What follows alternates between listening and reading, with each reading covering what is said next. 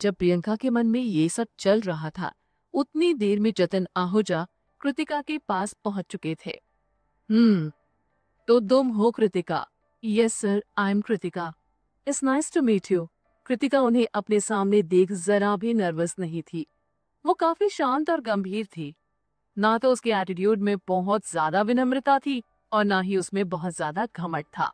कृतिका को बिना घबराए शांति से उनके सामने खड़ा देख प्रियंका और रुखसार ने अपना मुंह ऐंठते हुए एक दूसरे को देखा। उन दोनों को यही लग रहा था कि कृतिका ड्रामा कर रही है और उसे इसका जरा भी अंदाजा नहीं कि जतिन आहूजा उसके सामने उसका डेथ वारंट लेकर खड़े हैं। साथ ही उन दोनों में से किसी को यह विश्वास नहीं था कि कंपनी में उसे लेकर फैले उन अफवाहों के बाद जतिन आहूजा उसे सूरज के इतने इम्पोर्टेंट केस को आगे हैंडल कर दे देगी। तो तुम कृतिका हो? दोबारा से ही कहते हुए जतिन आहूजा ने उसे ऊपर से नीचे तक घूर कर देखा। उनके इस बिहेवियर को देखते ही प्रियंका और रुखसार एक दूसरे को देखकर मुस्कुराने लगी। तुम कुछ खास बुरी नहीं हो? कहते हुए जतिन आहूजा खिलखिलाकर हंस पड़े। काफी वक्त से मैं तुमसे मिलना चाह रहा था। इतनी कम उम्र में भी तुम अपने काम में काफी कैपेबल हो। तुमने उस केस को लेने की हिम्मत दिखाई है जिसे तुम्हारे कई सीनियर्स ने हैंडल करने से मना कर दिया था, और इस केस में तुमने जो काम किया है वो काबिल तारीफ है। अचानक से रुखसार और प्रियंका के चेहरे पर से खुशी गायब हो गई। ये क्या हो रहा है? जैसा उन्होंने सोचा था उस वक्त वैसा तो कुछ भी नहीं हो रहा था। डिपार्टमेंट में एंटर करने के वक्त जतिन आहूजा के चेहरे के एक्सप्रेशंस काफी सीरियस और गुस्सैल थे। ऐसा लग रहा था जैसे वो कृतिका से काफी नाराज हैं, लेकिन अचानक से उन्होंने उसकी तारीफ करनी शुरू कर दी। क्या उनके दिमाग का कोई ईटा खिसका हुआ है? इतने सीरियस एक्सप्रेशन दिखाने के बाद कौन किसी की तारीफ करता है?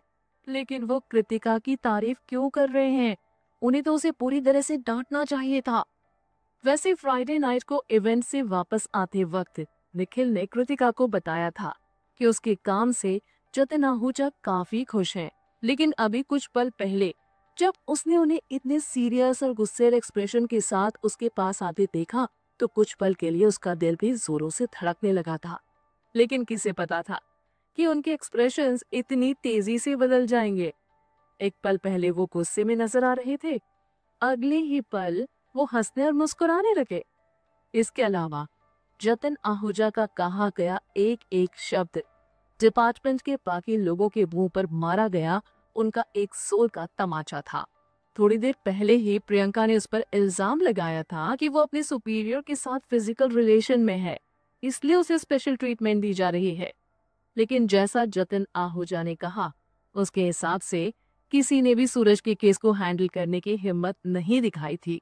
अगर वो किसी को ये केस खुद आगे बढ़कर भी देना चाहते थे तो भी कोई उसे एक्सेप्ट करने को तैयार नहीं था।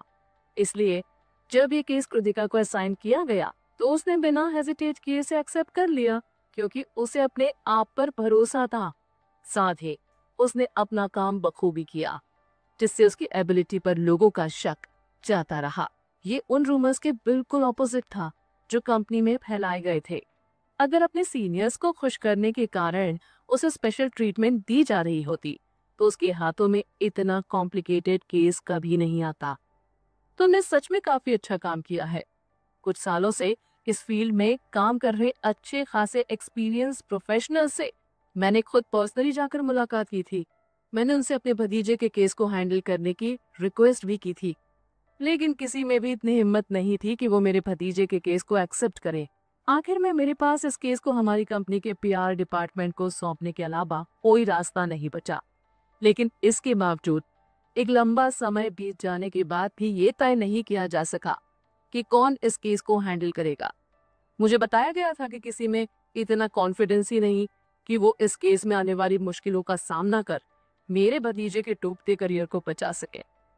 ये सब कहते हुए जतिन आहूजा ने तिरछी नजरों से प्रियंका और रुखसार की तरफ देखा। पीआर डिपार्टमेंट में एंटर करने से पहले जतिन आहूजा शांति से बाहर दरवाजे के बगल में खड़े रहकर अंदर चल रही गॉसिप को सुन रहे थे। उन्होंने बाकी की कलीग्स के साथ साथ प्रियंका और रुखसार को बढ़ चढ़कर कृतिका की बुराई करते हुए सुना। जब उनकी गॉसिप बंद हो गई तब उन्होंने राघव के साथ वहां एंटर किया। जिस दौरान जतिन आहूजा कृतिका की तारीफ कर रहे थे, उस दौरान प्रियंका बड़ी बेचैनी से खड़ी होकर उनकी बातें सुन रही थी। उसके चेहरे का रंग उड़ा हुआ था। उसे देखकर ऐसा लग रहा था जैसे अचानक से उसके पूरे बदन में एक दर्द की लहर उठ गई हो। पहले राघव ने डिपार्टमेंट में सूरज आहूजा के केस को कई बार अनाउंस किया था। उसने कहा था कि जिस किसी को भी खुद पर भरोसा है वो इस केस को हैंडल कर सकता है। वो अपना प्रपोजल उसे सबमिट कर दे। प्रियंका ये बात जानती थी कि ये केस बड़ा ही मुश्किल है, लेकिन अगर वो इसमें सक्सेसफुल रहती है तो उसके करियर को एक अलग ऊंचाई मिल जाती। उसने चुपचाप अकेले कई रात जाग कर उस केस को लेकर प्रपोजल तैयार करने की कोशिश की थी, लेकिन अपनी लाख कोशिशों के बाद भी वो कोई सेटिस्फाइंग प्रपोजल तैयार नहीं कर पाई। और अब जब जतिन आहूजा ने डिपार्टमेंट में खुद आकर ये कहा कि पास्ट में हर किसी ने इस केस को लेने से इनकार कर दिया था, तो वो रूमर जिसमें ये बात कही गई थी कि कृतिका ने अपने सुपीरियर को सीड्यूस किया है, अपने आप बिखरने लगी। ये अपॉर्चुनिटी काफी वक्त से उन सब की आंखों के सामने थी। जो कोई भी चाहता इसे आगे बढ़कर हासिल कर सकता था, लेकिन किसी ने भी ऐसा करने की कोशिश नहीं की और फाइनली ये अपॉर्चुनिटी कृतिका के हाथों में चली गई। क्या अपने सुपीरियर को सीड्यूस कर कोई इतनी कॉम्प्लिकेटेड अपॉर्चुनिटी को हासिल करना चाहेगा? इससे बड़ा मजाक शायद ही किसी ने आज से पहले कभी सुना होगा। इसके अलावा अगर कृतिका से इस केस को लेकर कोई भी गलती होती तो उसे तुरंत उसके जॉब से बाहर निकाल दिया जाता। इस वक्त जतिन आहूजा उसकी तारीफ सिर्फ और सिर्फ उसकी एबिलिटी के कारण कर रहे थे। करे भी क्यों ना, उसने अपने काम को बखूबी जो किया था। अगर उसने बढ़िया काम नहीं किया होता और उससे एक छोटी सी भी गलती हो गई होती तो जतिन अपनी पोजीशन को यूज कर उसे कंपनी से बाहर निकलवा देता। तुमने अपने प्रपोजल के अनुसार अभी काम करना शुरू ही किया है और हमें अच्छे रिजल्ट्स मिलने शुरू हो गए हैं। अभी से मीडिया के साथ साथ पब्लिक के बीच भी सूरज की बिगड़े इमेज सुधरने लगी है। मैं पर्सनली तुमसे मिलकर तुम्हें थैंक्स कहने के साथ साथ कैश रिवॉर्ड के रूप में एक बोनस चेक देना चाहता था। जतिन आहूजा ने मुस्कुराते हुए कहा, इसी तरह मेहनत करती रहो और भरोसा रखो। तुम्हारा काम अच्छा रहा तो कंपनी आगे भी तुम्हें तुम्हारी एबिलिटी के अनुसार रिवॉर्ड देती रहेगी। कृतिका को गिफ्ट के रूप में एक बोनस चेक मिलते देख जलन के मारे प्रियंका की तन बदन में एक आग सी सुलग उठी। दूसरी तरफ रिवॉर्ड मिलने के बाद भी कृतिका काफी शांत रही। उसके एक्सप्रेशन एकदम नॉर्मल थे। आपका बहुत बहुत धन्यवाद जतिन सर। कृतिका की शांत बिहेवियर को देख जतिन आहूजा सेटिस्फाइड होकर मुस्कुरा उठे। उन्हें अब समझ में आ रहा था कि निखिल ने उस लड़की को सूरज के केस के लिए क्यों रिकमेंड किया था। भले ही ये लड़की अभी बहुत यंग थी, लेकिन उसमें कुछ खास बात तो जरूर है। इसके अलावा अपनी छोटी उम्र के बाद भी वो लड़की ना इनसिक्योर थी, ना ही घमंडी थी, ना परेशान और ना ही सेल्फिश। लेकिन उन दोनों लड़कियों को देखो, इतने कम समय में उनके चेहरे के एक्सप्रेशंस न जाने कितनी बार बदल चुके होंगे, मानो किसी ने उनकी दुखती रग पर हाथ रख दिया हो। ऐसी बुरी मेंटालिटी के साथ उन्होंने ऐसा सोच भी कैसे लिया कि वो कृतिका को कम्पीट कर सकती हैं। बदकिस्मती से इस वक्त वो दोनों बस एक चीज कर सकती थी और वो चीज थी कृतिका से चलना। और वो अफवाहें कंपनी में उड़ रही हैं, उन्हें मैंने भी सुना है। इन अफवाहों से अगर तुम हर्ट हुई तो सूरज की करियर पर भी इसका बुरा असर पड़ेगा। मैं खुद इस मामले की जांच करूंगा और उसे खोज निकालूंगा जिसने इतनी घटिया अफवाह फैलाई है। एक टैलेंटेड इंसान जिसने अपनी मेहनत से सक्सेस हासिल की है, उसके खिलाफ अपने सुपीरियर के साथ रिलेशन बनाने जैसी घिनौनी अफवाह फैलाना माफ नहीं किया जा सकता। ऐसी अफवाहें हमारी कंपनी के इमेज को भी पूरी तरह से खराब कर सकती है। ये कहते हुए जतिन आहूजा ने बौखलाई नजरों से प्रियंका को देखा। उनके जैसे अनुभवी इंसान ने एक नजर में अंदाजा लगा लिया था कि इन अफवाहों के पीछे कहीं न कहीं प्रियंका का हाथ जरूर होगा। यहाँ तक कि कृतिका को भी उस पर थोड़ा शक तो था। जतिन आहूजा के जाने के बाद उसने एक झलक प्रियंका की तरफ देखा।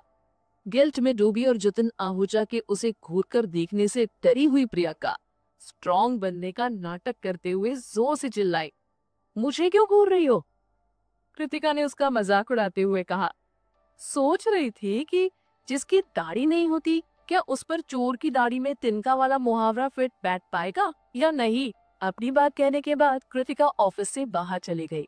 उसे बाहर जाते देख एक पल के लिए प्रियंका के दिल ने धड़कना बंद कर दिया। मन ही मन उसने खुद को ये याद दिलाया कि कृतिका के पास उसके खिलाफ कोई सबूत नहीं है, वो बस अंदाजा लगा रही है और कुछ नहीं। लेकिन इसके बावजूद भी वो अपने डर पर काबू नहीं रख पाई और तेजी से उसके पीछे भागी।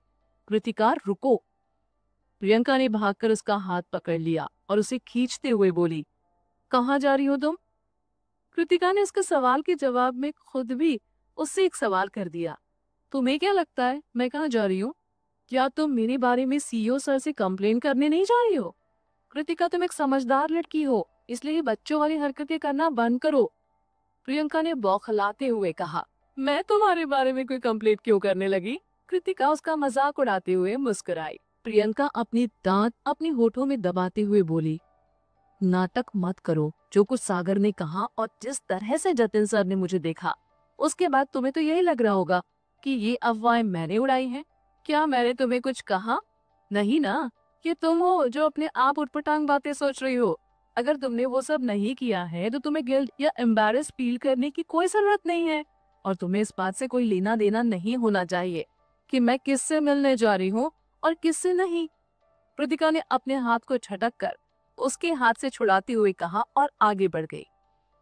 प्रियंका ने पहले गुस्से में अपने पैर पटके, फिर वो वापस कृतिका के पीछे भागी। चाहे जो भी हो, वो कृतिका को इस मैटर पर किसी को रिपोर्ट करने नहीं दे सकती थी। कृतिका, तुम्हारे पास कोई सबूत नहीं है, बिना एविडेंस के लोगों पर इल्जाम लगाना बंद करो। भागते हुए जब प्रियंका ये कह रही थी, तब उसने कृतिका को आगे जाकर वॉशरूम में एंटर करते हुए देखा। मैं बस वॉशरूम यूज करना चाहती हूँ यार, क्या तुम अंदर आकर देखना चाहती हो कि मैं यहाँ क्या करने वाली हूँ?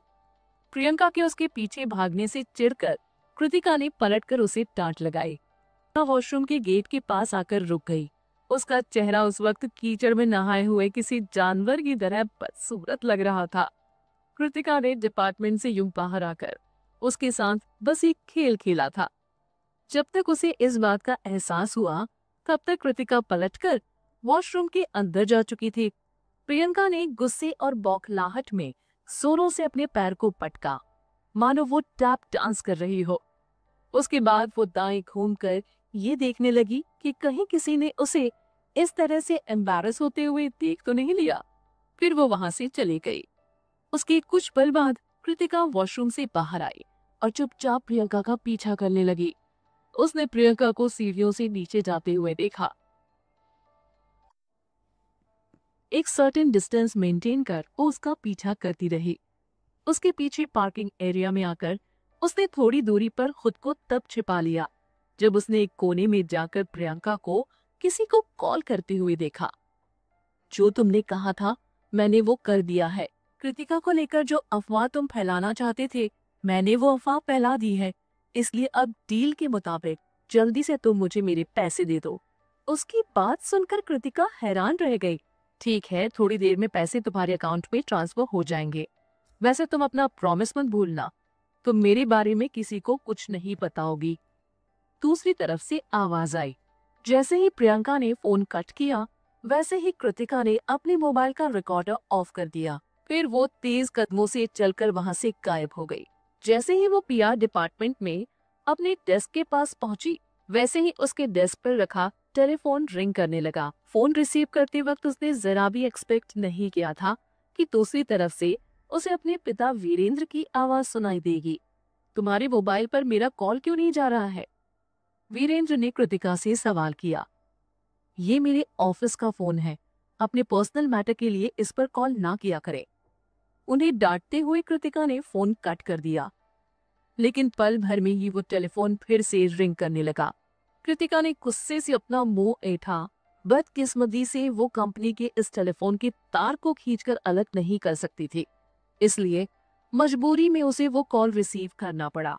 नालायक लड़की, मेरा फोन कट करने की हिम्मत कैसे हुई तुम्हारी?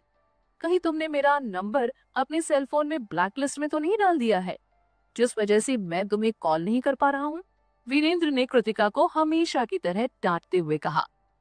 हाँ, आपने ठीक समझा, कृतिका ने जोर से चिल्लाकर कहा। ऑफिस में हर कोई अपना अपना काम कर रहा था, इसलिए अचानक से उसकी तेज आवाज सुनकर सभी एक पल को डर गए। कृतिका ने भी इस बात पर ध्यान दिया, वो किसी को डिस्टर्ब नहीं करना चाहती थी, इसलिए उसने जल्दी से धीमी आवाज में कहा, अगर आपको कुछ कहना है तो मैं अपनी फोन से आपको कॉल करती हूँ। अपनी बात कहने के बाद जब कृतिका ने फोन कट किया तो इस बार फाइनली वो रिंग नहीं हुआ। अपना सेलफोन अपने बैग से बाहर निकालकर कृतिका ऑफिस से बाहर आ गई। बदकिस्मती से आप मेरे पिता हो और ये बात मैं झुठला नहीं सकती हूँ। जो उसने कहा था वो सच था। अगर वो अपने पिता की प्रेजेंस को नकारती तो हर कोई उसे बुरा समझने लगता। ज्यादातर लोगों को उन दोनों के बीच के रिश्ते की कड़वी सच्चाई से कोई लेना देना नहीं था। उन्हें यही लगता था कि उसके अंदर अपने बड़ों के लिए सम्मान नहीं है, उसके अंदर कोई मोरल्स नहीं बचे हैं और वो सब उसकी बुराई करते, चाहे वो कितना भी बुरा क्यों न हो। था तो वो उसका पिता। वो जीते जी चाहकर भी इस रिश्ते से छुटकारा नहीं पा सकती थी। साथ ही अगर वो उसे अपना पिता मानने से इनकार कर देती तो इससे उसके इमेज पर काफी बुरा असर पड़ता। वैसे अगर वो उसे पहचानने से इनकार कर भी देती तो क्या वीरेंद्र उसे परेशान करना बंद कर देता? क्या वीरेंद्र उसके पिता होने के हक से इनडायरेक्टली और डायरेक्टली दोनों तरीकों से उसे टॉर्चर करना बंद कर देता? ऐसा हो ही नहीं सकता था। जब तक वो अपने मन से ये सब करना बंद नहीं कर देता तब तक कृतिका उससे छुटकारा नहीं पा सकती थी। आप हमेशा मुझे नालायक, गिरी हुई, बदजात और पता नहीं क्या क्या बोलते रहते हैं। अगर मैं इतनी ही बुरी हूँ तो आप बार बार मुझे कॉल क्यों करते हैं? आप बस ऐसा समझ लीजिए कि कृतिका नाम की कोई आपकी बेटी है ही नहीं। इससे हर समय आपको बार बार गुस्सा भी नहीं होना पड़ेगा। कृतिका ने शांति से धीमी आवाज में कहा। अपने 2 जन्मों के बाद वीरेंद्र के लिए वो इतनी पत्थर दिल हो गई थी कि उसे रूखी बातें सुनाने पर उसे जरा भी अफसोस नहीं होता था। न वो उससे कही गई बातों से कुछ महसूस करती थी। गुस्सा, उदासी, नफरत, कुछ भी नहीं। ये किस तरह की बातें कर रही हो तुम? मैं तुम्हें चेतावनी दे रहा हूँ कृतिका, मैं तुम्हारा पिता हूँ। तुम्हारे अंदर मेरा खून दौड़ रहा है। इस जन्म में तो तुम मुझसे छुटकारा नहीं पा सकती हो। अगर मैं तुम्हें नालायक कहता हूँ तो इसमें गलत क्या है? जब भी मैं तुमसे कुछ करने के लिए कहता हूँ तो तुम सीधे सीधे वो करने से मना कर देती हो। तुम्हें बस मेरी बातों को टालना आता है। क्या तुम अभी भी मुझे इस बात का दोष दोगी कि मैं तुम्हें क्यों डांटता हूँ या तुम्हारे साथ बुरा बर्ताव क्यों करता हूँ? अगर तुम सोनाली की तरह मेरी हर बात मानती तो क्या मैं तुम्हें कभी डांटता? या मैं तुम्हें सोना की तरह प्यार नहीं करता? उसकी उन घिनौनी बातों को सुनकर कृतिका का मन उसके मुंह पर थूकने को करने लगा। अपने दूसरे जन्म से पहले वो हमेशा उसकी हर बात मानती आई थी। भले ही वो दुखी होती थी, लेकिन वीरेंद्र की कही कोई ऐसी बात नहीं थी जो उसने कभी टाली हो।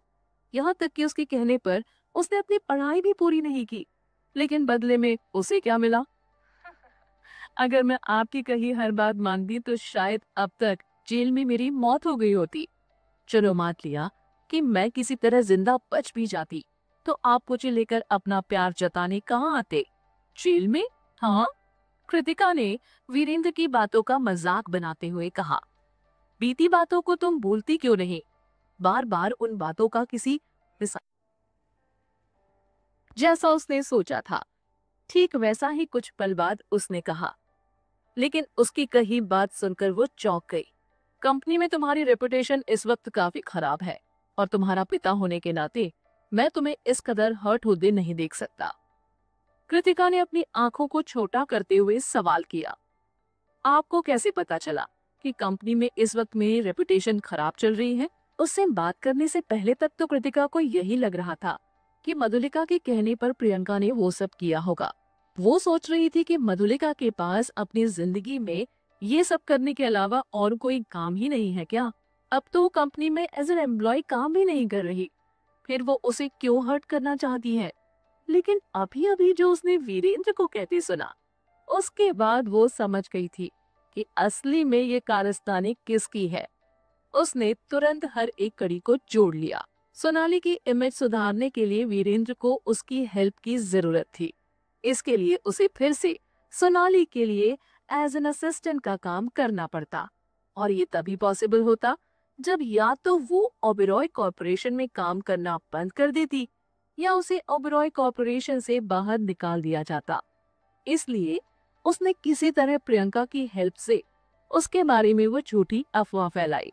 इससे कंपनी की इमेज को बचाने के लिए सीनियर ऑफिशियल्स को उसे कंपनी से बाहर निकालना पड़ता। उसके कॉलेज के दिनों में भी वीरेंद्र ने ऐसा ही कुछ किया था, जिसके कारण मजबूरी में ना चाहते हुए भी कृतिका को अपना कॉलेज छोड़ना पड़ा, और आज फिर से उसने वैसा ही कुछ किया था। कुछ पल तक चुप रहने के बाद वीरेंद्र ने शांत रहने का दिखावा करते हुए कहा, तुमसे जुड़ी कोई भी बात मुझसे छिपी नहीं रहती कृति। मुझे ये सब कैसे पता चला ये जानने की कोशिश मत करो। मैं तुम्हारा पिता हूँ, इसलिए मैं तुम्हें बदनाम होते हुए नहीं देख सकता। तुम ओबेरॉय कॉरपोरेशन से तुरंत रिजाइन कर मेरे पास लौट आओ। मैं एक अच्छी जॉब दिलाने में तुम्हारी मदद करूंगा। कृतिका अब और बर्दाश्त नहीं कर सकती थी। वो जोर से खिलखिलाकर हंस पड़ी। कैसा जॉब? आपको क्या लगता है मुझे मालूम नहीं कि आप मुझे सोनाली की पीआर बनाकर मुझसे उसकी बिगड़ी इमेज को सुधरवाना चाहते हैं? वीरेंद्र की बातों से कृतिका समझ गई थी कि उसे इस बात की जानकारी अब तक नहीं मिली है कि जतिन आहूजा खुद पीआर डिपार्टमेंट में आकर उसकी तारीफ करने के साथ साथ रिवॉर्ड के रूप में उसे एक बोनस चेक भी दे गए थे। अब जब जतिन आहूजा का सपोर्ट उसे मिल चुका है, तो क्या किसी में इतनी हिम्मत है कि वो उसकी पीठ पीछे बुराई करे, उसकी मोरल्स पर सवाल उठाए या उसे कंपनी से बाहर निकालने की कोशिश करे? चूंकि वीरेंद्र ये सब नहीं जानता था, इसलिए कृतिका की केयर करने का अपना ड्रामा उसने आगे जारी रखा। क्या ये तुम्हारी खासियत नहीं है? पास्ट में तुम मुझे दोष देती रही कि मैंने तुम्हारी फैशन डिजाइनिंग की पढ़ाई छुड़वाकर तुम्हें जबरदस्ती सोनाली का असिस्टेंट बना दिया। लेकिन अगर अभी तुम उस कंपनी से रिजाइन करती हो तो तुम सोनाली के लिए पब्लिक रिलेशन का काम संभालोगी, और फ्यूचर में तुम अपनी खुद की पब्लिक रिलेशन एजेंसी भी खोल सकती हो, जिसमें मैं तुम्हारी हेल्प करूंगा। तुम्हारी खुद की पूरी टीम होगी। ये तो बस कहने की बात थी, रियल में तो वो सोनाली की पर्सनल पब्लिक रिलेशन टीम होती। अब के समय में हर फेमस सेलिब्रिटी की अपनी एक पीआर टीम होती है, इसलिए कि अगर किसी इंसिडेंट से उसके इमेज के साथ कुछ गड़बड़ हो जाए तो उसकी टीम तुरंत एक्शन लेकर उस प्रॉब्लम को सॉल्व कर दे। उन्हें इस फील्ड में किसी एक्सपर्ट के पास तभी जाना पड़ता था जब उनकी अपनी टीम उस प्रॉब्लम को सॉल्व नहीं कर पाती थी।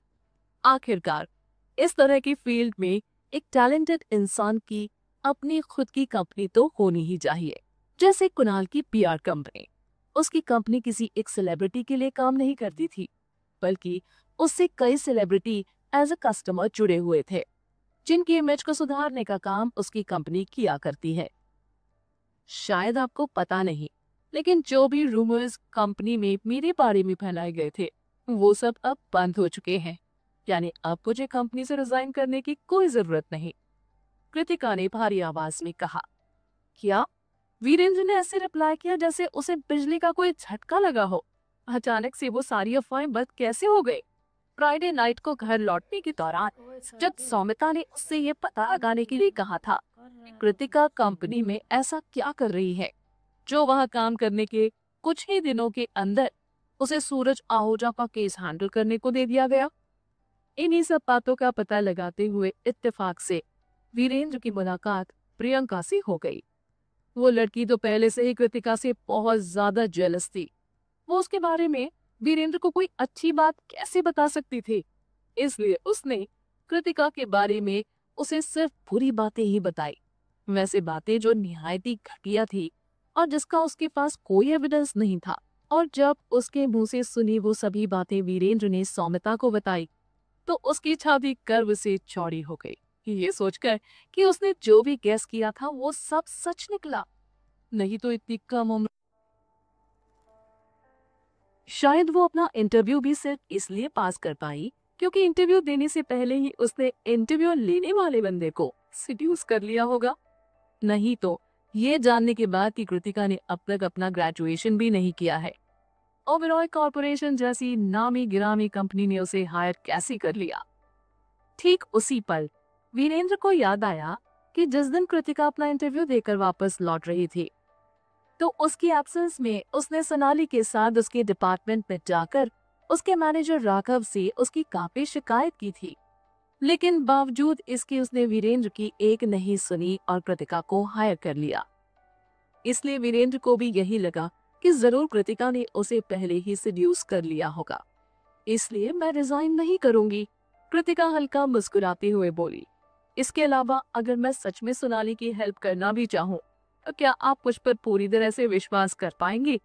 क्या आपको इस बात का डर नहीं कि कहीं उसकी हेल्प करने की जगह मैं उसे और ज्यादा हर्ट करने की कोशिश ना करूं? ये मत भूलिए कि उसके साथ जो कुछ भी हुआ है वो सब मैंने ही तो किया है। खैर, मैं आज आपको क्लियरली बता दे रही हूँ कि मैं कभी भी सोनाली की कोई हेल्प नहीं करने वाली हूँ। भले ही आप अपनी चालों से मुझे मेरी जॉब छोड़ने को मजबूर कर दे या जबरदस्ती मुझे सोनाली की मदद करने को कहें, मैं किसी भी कीमत पर उसकी कोई हेल्प नहीं करूंगी। वीरेंद्र कृतिका की बातों को सुनकर चुप हो गया। उसने इस बात पर जरा भी ध्यान नहीं दिया था कि उसकी हेल्प करने के नाम पर शायद कृतिका सोनाली को और भी ज्यादा हर्ट कर दे। उसके बाद कृतिका ने फोन कट कर दिया। उसने वीरेंद्र के नंबर को ब्लैकलिस्ट सेक्शन में ही रहने दिया। ऑफिस के अंदर आते ही कृतिका सीधे राघव के केबिन के पास गई। फिर उसने केबिन के दरवाजे पर नॉक किया। प्रियंका ये सब देख रही थी। जब वो वापस अपने डिपार्टमेंट में आई तो उसे कृतिका कहीं दिखाई नहीं थी, जिस वजह से डर के मारे उसकी हालत खराब हो गई कि कहीं वो उसकी शिकायत करने अनुभव के पास तो नहीं चली गई। फिर जब उसने कृतिका को वापस ऑफिस में आते हुए देखा तो उसकी बेचैनी और भी बढ़ गई। वो यही सोच रही थी कि कृतिका बाहर किससे मिलने गई होगी, उसके मन में क्या चल रहा है, अब वो आगे क्या प्लान कर रही है। अभी वो ये सब सोच ही रही थी कि उसने उसे राघव के केबिन के दरवाजे को खटखटाते हुए देखा। डर से उसका दिल दुगनी तेजी से धड़कने लगा। क्या सच में वो उसकी शिकायत करने के लिए राघव के पास गई है? अंदर आ जाओ, दरवाजे पर ठक ठक की आवाज सुनने के बाद राघव ने कहा। अंदर आकर कृतिका ने दरवाजे को बंद कर दिया। फिर वो राघव के सामने जाकर खड़ी हो गई। राघव सर। जब उसने देखा कि कृतिका उसके सामने है तो राघव का चेहरा खिल उठा।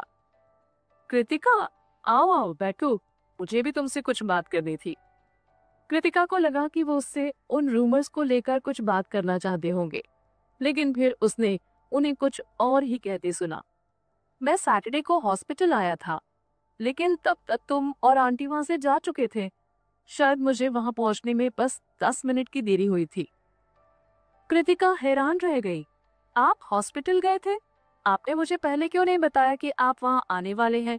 मैं आपको आने से रोक देती, एटलीस्ट आपका टाइम तो वेस्ट होने से बच जाता। राघव ने उदास होते हुए कहा। मैं जानता हूँ, मेरी माँ की वजह से तुम लगातार मुझे खुद से दूर रखती हो, इसलिए मेरे बार बार पूछने पर भी कि आंटी के डिस्चार्ज होने की टाइमिंग क्या है, तुम मुझे एग्जैक्ट टाइम नहीं बताती थी ताकि मैं तुम दोनों को पिक करने ना आ सकूं। इसलिए मैंने सोचा कि क्यों ना सुबह सुबह हॉस्पिटल पहुंचा जाए। मैं सुबह सुबह घर से जल्दी निकल आया था, लेकिन बदकिस्मती से ट्रैफिक में फंस गया और आने में मुझे थोड़ी देर हो गई। लेकिन सच में मुझे लगा नहीं था कि इतनी सुबह घर से निकलने के बाद भी मैं तुम लोगों से नहीं मिल पाऊंगा। मैं बस तुम दोनों को सरप्राइज देना चाहता था। कृतिका एकदम से शॉक्ड थी, लेकिन सरप्राइज वाली बात सुन वो थोड़ी नाराज भी हो गई। राघव हॉस्पिटल से घर शिफ्ट करने में उसकी और उसकी माँ की हेल्प क्यों करना चाहता था? कृतिका के दिल में एक अजीब सा शक पैदा हुआ, लेकिन उस शक को कंफर्म करने की हिम्मत उसमें नहीं थी। जब मैं आंटी के कमरे में पहुंचा तो वहां कोई नहीं था। फिर एक नर्स ने बताया मुझे कि तुम अपने बॉयफ्रेंड के साथ आंटी को लेकर जा चुकी हो। क्या सच में तुम्हारा कोई बॉयफ्रेंड है? राघव उस दिन बहुत रोया था, लेकिन फिर भी उसके मन में एक उम्मीद की किरण बाकी थी। कुछ पल के लिए कृतिका बहुत चक्की रह गई। अगर अब भी उसे ये बात समझ में नहीं आती कि राघव के दिल में एक्चुअली उसके लिए क्या है, तो किसी का उसे अंधा कहना गलत नहीं होता। वो प्यार के मामले में कुछ ज्यादा ही स्लो थी। नहीं तो ये समझने में उसे 2 जन्म नहीं लग जाते कि जो फीलिंग्स उसके मन में अनिकेत को लेकर थी वो प्यार नहीं था। इसलिए आज से पहले उसे इस बात का एक बार भी एहसास नहीं हुआ कि राघव उसे दिल ही दिल में पसंद करता है। उसे बस यही लगा कि जिस तरह की घटिया बातें अविका आंटी ने उसके बारे में कही थी, उससे राघव काफी शर्मिंदा था और इसी वजह से बार बार वो उसकी हेल्प कर अपनी माँ की गलती की भरपाई करने में लगा रहता था। लेकिन अब जब वो उसकी फीलिंग्स को समझ चुकी है, तो वो उसे और धोखे में नहीं रख सकती थी। हाँ, मेरा एक बॉयफ्रेंड है। उसकी बात सुन राघव को ऐसा लगा जैसे किसी ने उसके दिल में एक बड़ा सा खंजर उतार दिया हो। क्यों क्यों तुमने मुझे आज से पहले इस बारे में कुछ नहीं बताया? क्या मुझे बताना चाहिए था? ये मेरा पर्सनल मैटर है, इससे मेरे बॉस को क्या लेना देना? कृतिका बेरुखी नहीं दिखाना चाहती थी, लेकिन वो राघव को कोई झूठी उम्मीद भी नहीं दे सकती थी, इसलिए उसे कुछ कठोर शब्दों का इस्तेमाल करना पड़ा। लेकिन अब जब आपने पूछ लिया है, तो मैं आपसे कुछ नहीं छुपाऊंगी। मेरा एक बॉयफ्रेंड है, हम दोनों एक साथ काफी खुश हैं और हम दोनों का रिश्ता भी काफी मजबूत है। तुम दोनों कब से एक दूसरे को डेट कर रहे हो? राघव इस बात पर विश्वास ही नहीं करना चाहता था कि कृतिका का पहले से कोई बॉयफ्रेंड है। हॉस्पिटल में नर्स के बताने से पहले उसे कभी इस बात की जरा सी भी भनक नहीं लगी थी कि कृतिका किसी के साथ रिलेशनशिप में है। उस वक्त उसके रिलेशनशिप को लेकर वो जिस तरह से सवाल पूछ रहा था, उससे कृतिका परेशान होने लगी। राघव ने भी ये महसूस किया कि वो थोड़ा ज्यादा रूड हो रहा है, इसलिए उसने तुरंत अपने आप को एक्सप्लेन किया। अगर तुम्हें लग रहा है कि मैं कुछ ज्यादा रूड हो रहा हूँ, तो उसके लिए आई एम सॉरी।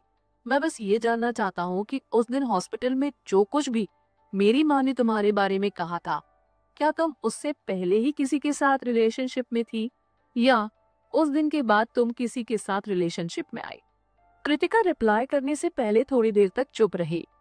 आपके कहने का मतलब क्या है? भले ही उस दिन के बाद मैं अपने बॉयफ्रेंड के साथ रिलेशनशिप में आई हूँ, लेकिन इसका अविका आंटी की कही बातों से कोई लेना देना नहीं। मैं अपने बॉयफ्रेंड के साथ रिलेशनशिप में इसलिए नहीं आई कि मैं आपकी माँ की कई बातों से गुस्सा थी। मैं बस उसे सच्चे दिल से चाहती हूँ, इसलिए मैंने उसके प्यार को एक्सेप्ट किया। आपसे मुलाकात होने के काफी पहले से मैं उसे जानती थी। ये बस इत्तेफाक है कि उसके प्यार को मैंने उस इंसिडेंट के बाद एक्सेप्ट किया। अगर उसके प्यार को तुमने उस इंसिडेंट के बाद एक्सेप्ट किया है, तो इसका कारण सिर्फ मेरी माँ की कही गई कड़वी बातें हैं।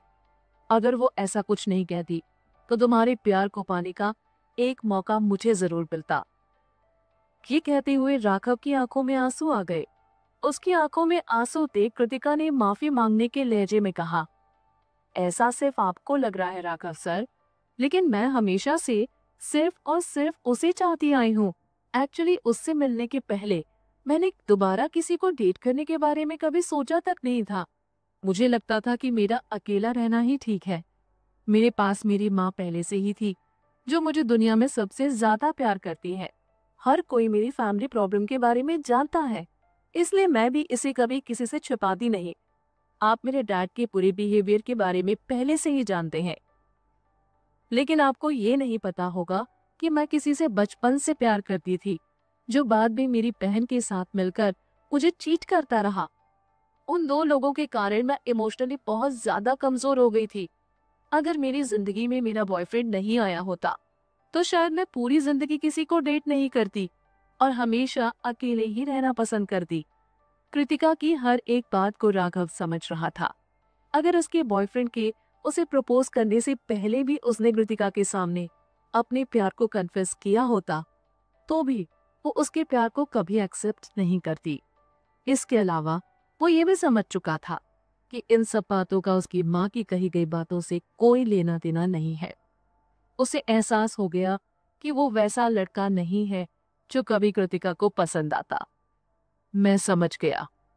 राघव ने एक लंबी सांस ली। कृतिका की बातों ने उसके दिल में बची उम्मीद की उस आखिरी किरण को भी गायब कर दिया। उसने अपने आंसू पोंछते हुए कहा, वो किस तरह का इंसान है? कृतिका के होठ आपस में दब गए। वो उसे आगे और कुछ नहीं बताना चाहती थी।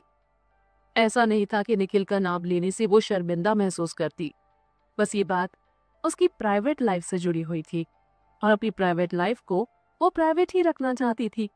साथ ही वो ढिंढोरा पीटने वाली लड़कियों में से नहीं थी, ये जो बिना बात के अपने बॉयफ्रेंड की तारीफ हर किसी के सामने करके सामने वाले को जेलस फील करवाने की कोशिश में लगी रहती थी।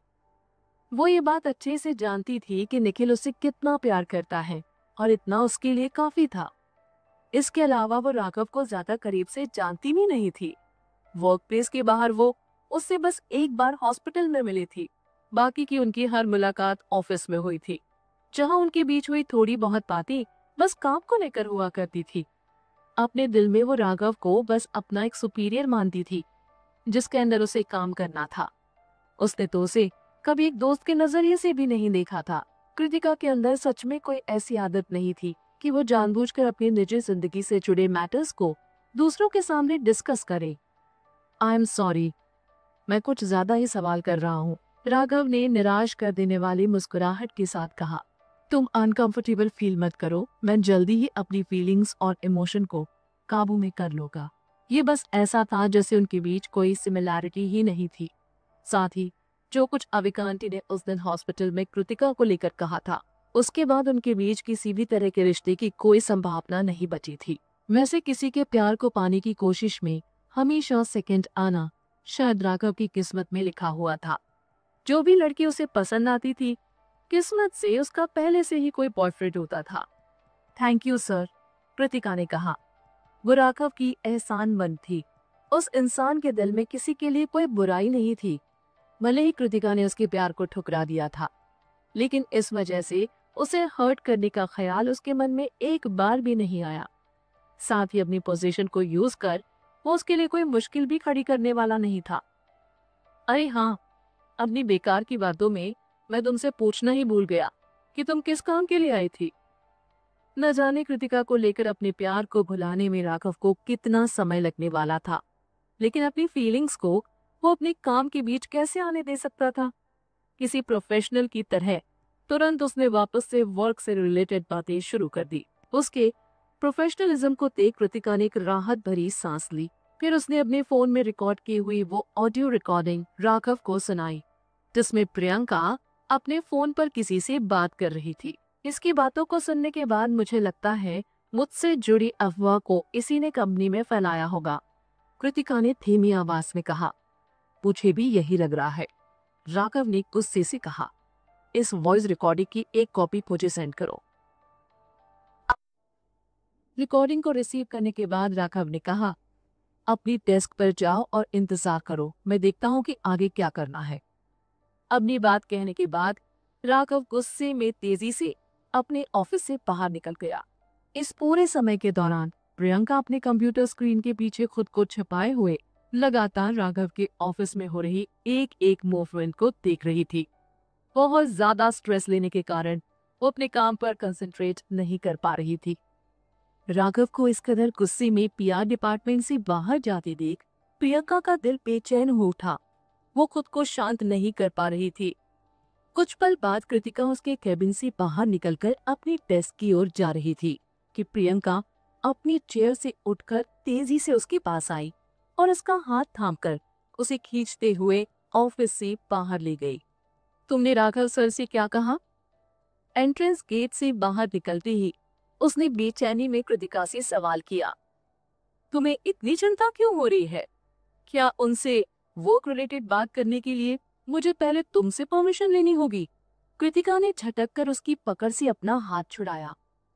कहीं राघव सर से तुमने मेरी शिकायत तो नहीं की? प्रियंका इस कदर उसे गुस्से से देख रही थी मानो वो कोई चाकू लेकर अभी उसका गला काट देगी। लेकिन उसके गुस्से की परवाह किए बिना कृतिका खिलखिलाकर हंस पड़ी। जब तुमने कुछ किया नहीं है तो तुम इतनी बेचैन क्यों हो रही हो? चाहे वो अफवाह किसी ने भी फैलाई हो, अगर उसे तुमने शुरू नहीं किया है तो तुम्हें परेशान होने की भी कोई जरूरत नहीं। ठीक कहा ना मैंने? कृतिका ने अपनी आंखें छोटी की, फिर एक कदम उसके करीब आकर वो खिलखिलाकर हंस पड़ी। गिल्टी फील करने के डर से प्रियंका के कदम पीछे हटने लगे। जैसे जैसे वो पीछे हट रही थी, वैसे वैसे कृतिका उसके और करीब आ रही थी। ऐसा तब तक होता रहा जब तक डरी हुई प्रियंका पीछे दीवार से जाकर टकरा नहीं गई। कृतिका ने उसकी आंखों में झांकते हुए कठोरता से सवाल किया, कहीं ऐसा तो नहीं कि सच में तुमने ही इस रूमर को फैलाना शुरू किया था? बिल्कुल भी नहीं। डर से प्रियंका की आवाज बहुत पतली हो गई। उसके चेहरे के एक्सप्रेशंस भी बदल गए। उसने पहले अपनी दाएं फिर बाएं देखा। जब वो कंफर्म हो गई कि आसपास कोई भी नहीं है, तो उसने एक राहत भरी सांस ली। फिर उसने धीमी आवाज में कहा, अगर तुम्हारे पास कोई सबूत नहीं है तो बिना सिर बैर की बातें करना बंद करो। तुमने राघव सर से भी ऐसी ही बेकार की बातें कही होंगी। अगर कोई सबूत नहीं होगा तो मैं ऐसा कुछ क्यों कहूंगी? कृतिका ने मजाकिया लहजे में कहा। अगर तुमने कुछ नहीं किया है तो कोई भी तुम्हारे खिलाफ एक्शन नहीं ले सकेगा। फिर तुम परेशान क्यों हो? प्रियंका का मजाक उड़ाकर कृतिका वापस से ऑफिस के अंदर अपनी डेस्क पर आ गई। गुस्से से प्रियंका ने अपनी मुट्ठी कस के बांध ली। उसकी बंद मुट्ठी में भी पसीना आने लगा था। डर की वजह से एक ठंडी सिहरन उसके पूरे बदन में दौड़ गई। काफी देर बाद वो वापस से अपने डेस्क पर आई। उस वक्त शायद वहां मौजूद हर शख्स उसे ही देख रहा था। जिस तरह से वो कृतिका को ऑफिस के बाहर खींच कर ले गई और उससे बात करने के दौरान जिस तरह से उसके चेहरे के एक्सप्रेशंस बदल रहे थे, उससे कौन अंदाजा नहीं लगा सकता था कि उस लड़की ने क्या किया है। शुरुआत से ही प्रियंका हमेशा कृतिका से दुश्मनों की तरह बिहेव करती आई थी। अनामिका को भी उसके लिए चिंता होने लगी थी। आखिर क्यों वो लड़की बार बार अपने लिए मुसीबत खड़ी कर रही थी? न जाने उसे कृतिका से क्या प्रॉब्लम थी। शायद कृतिका उससे ज्यादा टैलेंटेड और आउटस्टैंडिंग है, इसलिए वो हमेशा उससे जेलस रहती थी। लेकिन डिपार्टमेंट में ऐसे और भी कई वर्कर्स थे जो उससे ज्यादा टैलेंटेड थे। क्या वो उन सभी से जेलस फील करती थी? नहीं ना। फिर वो हमेशा कृतिका को टारगेट क्यों किया करती है? क्या इसलिए कि वो मैनेजर राघव को पसंद करती है? लेकिन कृतिका तो मैनेजर राघव को एक नजर देखती तक नहीं। फिर उसे उससे क्या प्रॉब्लम हो सकती है? उसके अपने बिहेव के कारण हर किसी को अब लगने लगा था कि कृतिका को लेकर जो रूमर्स फैलाए गए हैं, उसकी शुरुआत प्रियंका ने ही की है। लेकिन प्रियंका अंदर ही अंदर इस कदर घुटन में थी कि उसे इसका जरा भी ध्यान नहीं था कि हर कोई उसे घूर रहा है। वो शांति से अपनी सीट पर आकर बैठ गई। वो इतनी बेचैन और डरी हुई थी कि उसका तेजी से धड़कता दिल शांत हो ही नहीं रहा था। अपने दोनों हथेली को कसकर पकड़े हुए वो खुद को लेकर होने वाले फैसले का इंतजार करने लगी, दिल ही दिल में इस उम्मीद के साथ कि कृतिका के पास उसके खिलाफ कोई सबूत ना हो। दूसरी तरफ राघव टॉप फ्लोर पर आ पहुंचा था। क्योंकि प्रियंका को लेकर वो कोई डिसीजन खुद नहीं ले सकता था, इसलिए उसका इस मैटर पे पहले अपने बॉस निखिल से मिलकर बात करना जरूरी था।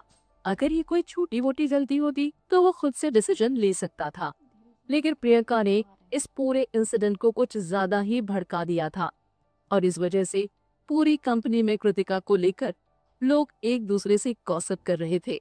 यहाँ तक कि डायरेक्टर जतिन आहूजा तक के कानों में ये बात आ पहुंची थी। उन्होंने पहले ही कह दिया था कि वो पर्सनली इस अफवाह को शुरू करने वाले का पता लगाएंगे और उसे पनिश करेंगे। अगर उन्होंने ये बात बस कृतिका का दिल रखने के लिए कही होती तो कोई प्रॉब्लम नहीं थी, लेकिन उन्होंने वो सब काफी सीरियस होकर कहा था। यानी देर सवेर वो ये पता लगा ही लेते कि इन रूमर्स को शुरू करने वाली प्रियंका है, और अगर प्रियंका इस तरह सबके सामने एक्सपोज हो जाती तो पीआर डिपार्टमेंट का नाम भी पूरी तरह से खराब होता और as a PR department manager Raghav को भी इस मैटर के लिए ब्लेम किया जाता। इस लड़की ने बिल्कुल आ बैल मुझे मार मारा काम किया था। खुद के साथ उसने राघव के लिए भी मुसीबत खड़ी कर दी थी। देखा जाए तो हर डिपार्टमेंट में कलीग्स के बीच काफी टफ कंपटीशन हुआ करती थी, लेकिन उन सभी डिपार्टमेंट में अपने कॉम्पिटिटर को हराने के लिए कोई इतने बुरे हथकंडे नहीं अपनाता था। अनुपम सर, राघव ने अनुपम के पास आते हुए कहा। राघव के गुस्सेल चेहरे को देख अनुपम ने तुरंत अपने वर्क फाइल को बंद कर दिया। उसे समझ नहीं आ रहा था कि राघव अचानक से बिना बताए वहां कैसे आ गया। मैनेजर राघव, क्या बात है, आप इतने गुस्से में क्यों दिख रहे हैं? क्या सीईओ सर इस वक्त बिजी हैं? मुझे उनसे कुछ जरूरी बात करनी थी, राघव ने कहा। सीईओ भी फाइनेंस डिपार्टमेंट के मैनेजर के साथ मीटिंग में है। ये कहने के बाद अनुपम ने अपनी रिस्ट वॉच पर नजर डाली। मीटिंग थोड़ी देर में खत्म हो जाएगी। अगर कुछ अर्जेंट है तो आप यही रुककर उनका वेट कर सकते हैं, या आप चाहें तो थोड़ी देर के बाद भी आ सकते हैं। मीटिंग के खत्म होने पर मैं आपको कॉल कर दूंगा। राघव कुछ पल के लिए सोच में पड़ गया, फिर उसने कहा, नहीं, कुछ खास अर्जेंट तो नहीं। वैसे प्रॉब्लम क्या है, आप मुझे बता दीजिए। जब सीईओ सर की मीटिंग खत्म हो जाएगी तो मैं तुरंत उन्हें आपके आने के बारे में रिपोर्ट कर दूंगा। इस तरह से आपको दोबारा यहाँ आने की भी जरूरत नहीं पड़ेगी। अनुपम ने अपनी बंद की हुई वर्क फाइल को फिर से ओपन करते हुए कहा। थोड़ी देर तक सोचने के बाद राघव को लगा कि अनुपम को उस मैटर के बारे में बताने में हर्ज ही क्या है। आप उन रूमर्स के बारे में तो जानते हैं ना, जिन्हें आज कंपनी में फैलाया गया है। आप कृतिका से जुड़े रूमर की बात कर रहे हैं। उसकी बात सुनते ही अनुपम ने राघव से नजरें मिलाते हुए सवाल किया। निखिल को भी उन रूमर्स के बारे में पता चल गया था और उसने अनुपम को इससे जुड़ी सारी जानकारी पता लगाकर जल्द से जल्द उसे इन्फॉर्म करने को कहा था। एक्चुअली राघव के आने से पहले अनुपम इसी मैटर पर काम कर रहा था। राघव ने सहमति में अपना सिर हिलाया।